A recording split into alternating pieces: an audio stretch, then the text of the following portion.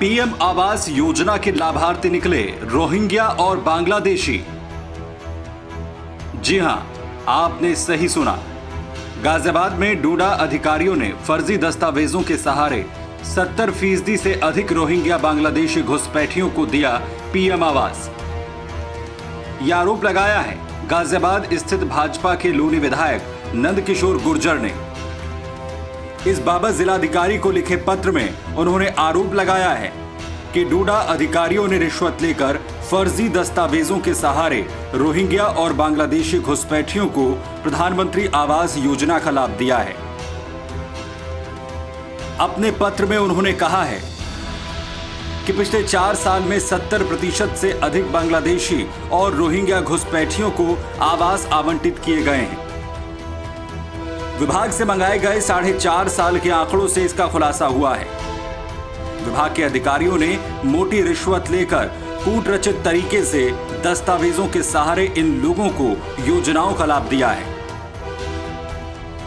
उन्होंने जिला प्रशासन से संलिप्त अधिकारियों और कर्मचारियों पर कठोर कार्रवाई करने की मांग की है। साथ ही कहा है कि ऐसे सभी घुसपैठियों को चिन्हित कर उनके आधार कार्ड, पैन कार्ड और पहचान पत्र रद्द किए जाएं। मामले के तूल पकड़ने के बाद डूडा के परियोजना निदेशक और नगरायुक्त महेंद्र सिंह तंवर ने परियोजना अधिकारी को लोनी के साथ साथ मुरादनगर, मोदीनगर और डासना क्षेत्र के आवेदकों का सत्यापन करने का आदेश दिया है। संविदा पर नौकरी भी पा रहे रोहिंग्या। खबरों की माने तो रोहिंग्या और बांग्लादेशी घुसपैठिए फर्जी कागजातों के सहारे संविदा पर नौकरी भी पा रहे हैं। इसी तरह वो अन्य सरकारी योजनाओं का भी लाभ ले रहे हैं।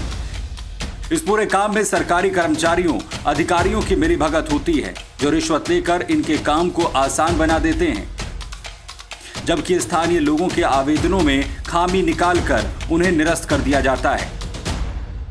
इन सब मामलों पर विधायक नंदकिशोर गुर्जर ने कहा है कि विधानसभा में भी रोहिंग्या और बांग्लादेशी घुसपैठ का मसला उठा चुका हूं। ऐसे में मैं डीएम से एक उच्च स्तरीय समिति का गठन कर पूरे मामले की जांच कराने की मांग करता हूं। भाजपा विधायक के इस पत्र के बीच यूपी के ADG law and order Prashant Kumar ने भी बहुत बड़ा खुलासा किया है कि एक अंतर्राष्ट्रीय गिरोह बांग्लादेश और म्यांमार के लोगों, खासकर महिलाओं और बच्चों को अवैध रूप से भारत लाकर फर्जी दस्तावेजों के सहारे दिल्ली और एनसीआर के क्षेत्र में बसा रहा है। उधर हाल ही में दिल्ली के मदनपुर खादर शमशान घाट के सामने यूपी सरकार की जमीन पर अवैध रूप से कब्जा किए रोहिंग्या मुसलमानों पर योगी सरकार ने बड़ी कार्रवाई की थी। योगी सरकार के बुलडोजर ने रोहिंग्या के कब्जे से 150 करोड़ की जमीन खाली कराई। ये यूपी सिंचाई विभाग की जमीन थी। इससे पहले खुद केंद्र सरकार ने सुप्रीम कोर्ट में कहा था कि रोहिंग्या मुसलमान भारत की सुरक्षा के लिए खतरा हैं और इन्हें सरकार देश से बाहर करना चाहती है। इतना ही नहीं, यूपी एटीएस ने भी हाल ही में कई रोहिंग्या मुसलमानों को पकड़ा था, जो 15 अगस्त को देश में बड़ा धमाका करने की साजिश रच रहे थे।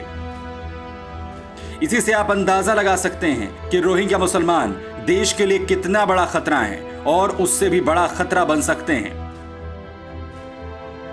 ऐसे में जरूरी है कि अवैध रूप से बसे इन रोहिंग्याओं पर कोई ठोस कदम उठाया जाए और उनके मददगारों पर भी सख्त से सख्त कानूनी कार्रवाई की जाए।